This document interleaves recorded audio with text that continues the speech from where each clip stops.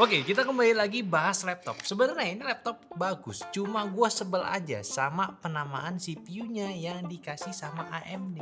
Ya CPU-nya bagus ya memang ya, bisa lihat aja testing kita nanti. Tapi ini laptop pakai CPU AMD Ryzen AI 7350. Udah nggak kayak biasanya lagi, makin ribet.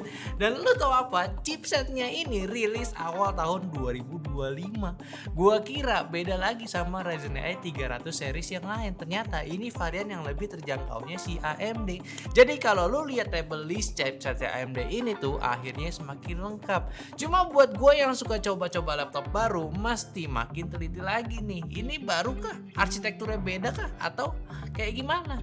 Untungnya chipset ini masih bagus ya. Dari varian kakaknya aja udah keren banget. Kapabilitas AI jalan bagus. CPU dan GPU-nya pula nggak dikasih ecek-ecek sekedar buat main game ringan doang. Ini bisa lu ajak main game AAA. Dan emang pas banget AMD gandeng si Asus, brand yang hajar semua CPU. Chipset baru harus ada di laptopnya, dan laptopnya juga nggak jelek. Dibalut deh ke Asus ZenBook 14 ini. Kalian tahu dong laptop Asus ZenBook itu kayak gimana? Premium, tipis, mewah, dan tentunya harganya sama. Yang lu dapat itu worth it. Ya tentunya juga sesuai targetnya pula ya. Kalau lu masih sekolah, uang jajannya nggak banyak, ya nggak enak juga sih minta dibeliin sama orang tua laptop ini. Oke, dari segi tampang laptopnya sih sebenarnya nggak banyak yang berubah ya. Masih punya style emboss Asus yang besar, yang premium. Desain laptopnya juga masih super tipis ya, 14,9 mm sama bobotnya di 1,2 kg doang.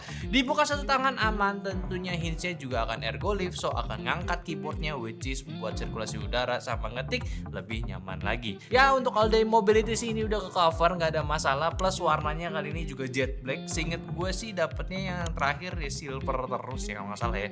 Baru kali ini yang hitam, jadi ini yang beda lah dan lebih keren sih, gue lebih suka.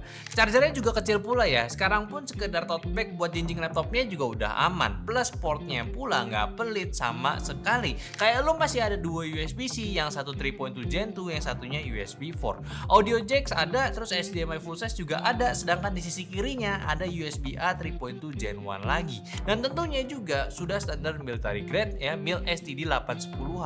Jadi udah lewatin beberapa kondisi pengetesan ekstrim kayak ngetes suhu panas dan juga kebalikannya, benturan, gencangan yang umumnya bisa ngerusak laptop secara nggak sengaja.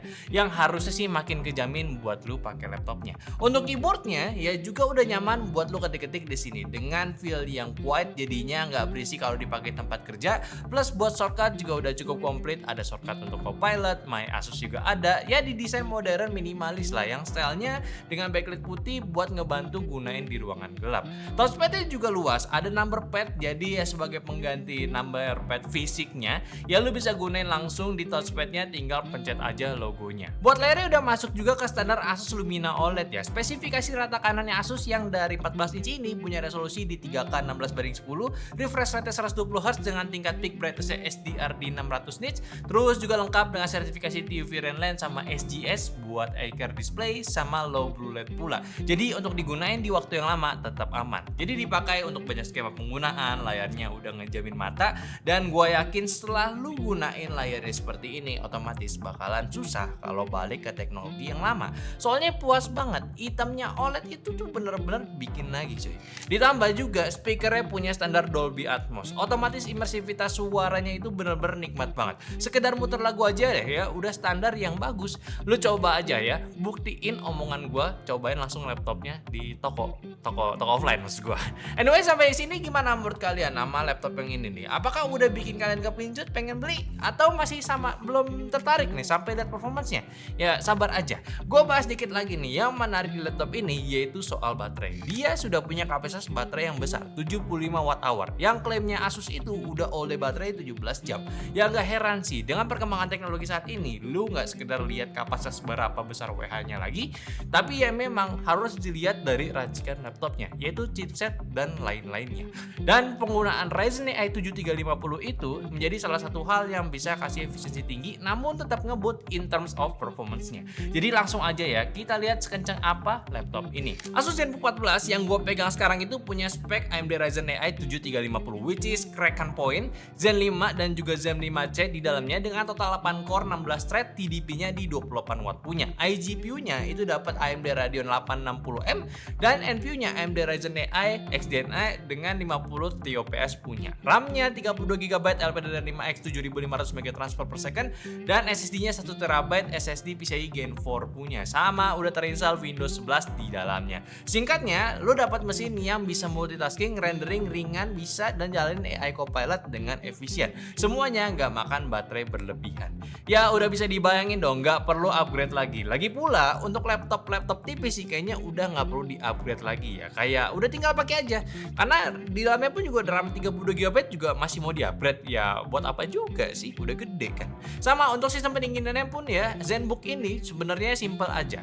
Karena chipsetnya ini sudah cukup efisien, jadi laptopnya cuma didinginin sama satu kipas, satu heat pipe, sama dibuang lewat 2 heatsink aja. Cukup idle-nya bisa di 43 derajat Celcius, pas di stress testnya pakai Cinebench itu cuma mentok di 95 derajat Celcius. Area keyboard juga yang panas cuma di area kanannya, nggak ada di kirinya, jadi masih aman buat digunain. Dan untuk pengatasan performance-nya, Asus ZenBook 14 ini sudah kita tes, dia punya bisa dapat skor Cinebench R15 di angka 2160 poin dan 281 poin untuk multi dan singlenya. R23-nya dapat skor di 13.000 dan 1.800-an, sama untuk Cinebench R24-nya dapat di angka 800 poin dan 112 untuk multi dan juga single core-nya. Kalau di performance GPU-nya bisa dapat skor di 6.700 untuk fast track-nya, 3.000 untuk time spy, sama port royal-nya di 1.200-an.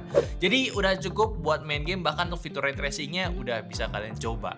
Sama kalau digunakan untuk multitasking office, lewat PC Mark 10 bisa dapat skor yang sangat tinggi di 7.000 poin, which is ini udah ngebut banget buat dipakai kerja kasual, dan SSD-nya yang dikasih juga punya speed yang super ngebut di atas 5.000 Mbps saat kita tes di Crystal D Smart. So ya gimana dari sintetisnya? Bagus nggak nih?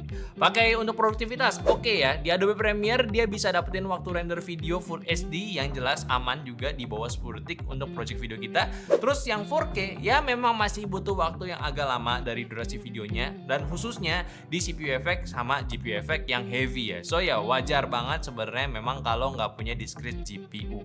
Sama juga kayak di Blender BMW, waktu render gunain CPU-nya butuh waktu di 2 menit 46 detik, yang mana lu harus ingat lagi ini chipset only ya, dan ini sebenarnya di angka yang udah bagus. Hanya manfaatin iGPU bisa dapetin performance ya sekencang ini. Tapi yang lebih menarik sebenarnya itu di pengetasan gamingnya. Kayak laptop tipis, thermalnya simple dan jelas bukan untuk laptop gaming ya.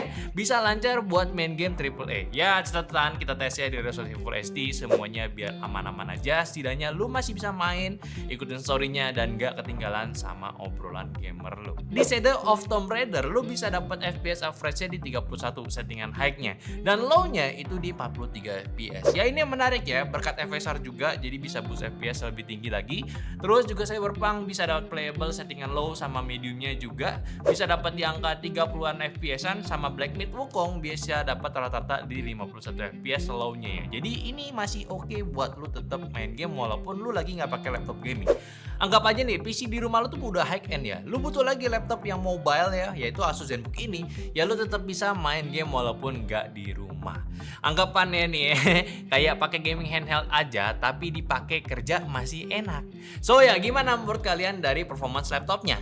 By the way tambahan juga ya, agak lupa nih gue mention, laptop ini juga udah ada webcam yang udah support di Windows Hello karena ada IR functionnya juga, plus dikasih privacy shutternya. Dan untuk komunikasi laptopnya udah ready Wi-Fi 6E dan Bluetooth-nya di 5.3. Ada kustomisasi juga via My Asus, lu bisa atur semuanya di sini, bahkan performance dan juga mode AI untuk speaker dan mic-nya lewat sini. Ya wajib lu buka untuk personalize laptopnya lebih advance lagi. Sama ya fitur AI-nya ya, yang sebenarnya sih lagi-lagi dan lagi gue ingetin laptop ini udah masuk ke jajaran Windows Copilot Plus PC karena sudah memiliki NPU up to di 50 top. So ya lu bisa explore fitur-fitur yang dikasih sama Microsoft seperti Windows Studio Effect buat webcam, live caption, co-creator, Copilot juga, dan tentunya nanti akan lebih banyak setelah update Windows yang akan datang. Cukup kepake buat gue sendiri juga sering gunain kayak khususnya untuk webcam, jadi lu bisa gunain fitur-fitur ekstranya. Sekaligus juga NPU-nya ini nambah efisiensi laptopnya agar bisa lebih irit baterainya waktu walau performance-nya itu tetap kenceng. Sama Asus juga ada StoryCube juga, aplikasi berbasis AI yang bisa sortir gambar dan video kita juga lebih rapi. Ini yang masih sering simpen data di laptop bisa gunain fiturnya, dan dia akan otomatis nyortir dari tiap-tiap wajah atau lokasi saat lu ambil momennya. Jadi gimana sama Asus ZenBook 14 ini?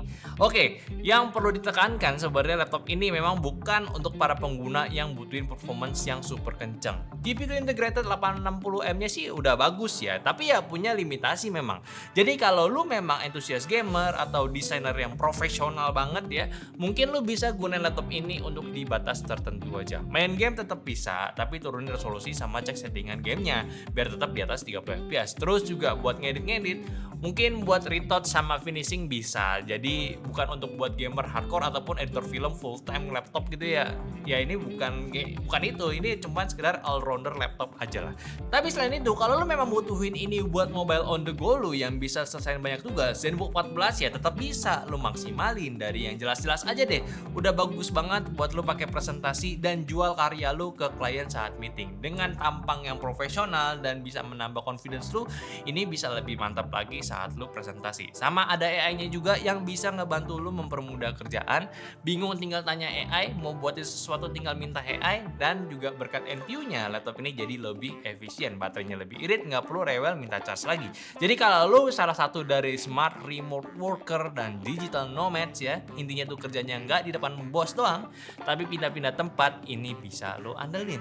Nggak harus MacBook doang, sekarang mah ya udah aman, laptop tipis Windows-nya Asus pun bisa. Bahkan buat main game lebih banyak pilihannya dibanding lu main MacBook lagi. Ya ini mah yang menarik ya, gue udah pakai laptop ini juga buat main game karena ya kemarin banyak liburnya jadi nggak kerja. Ya ini udah mumpuni banget, dan laptop yang gunain AMD sih sekarang udah nggak bisa dibilang jelek lagi. Udah bagus emang, nggak overheat, performance-nya kenceng juga, plus harganya juga lebih terjangkau. Ini kalau gue cek di e-commerce harganya cuma 18 jutaan.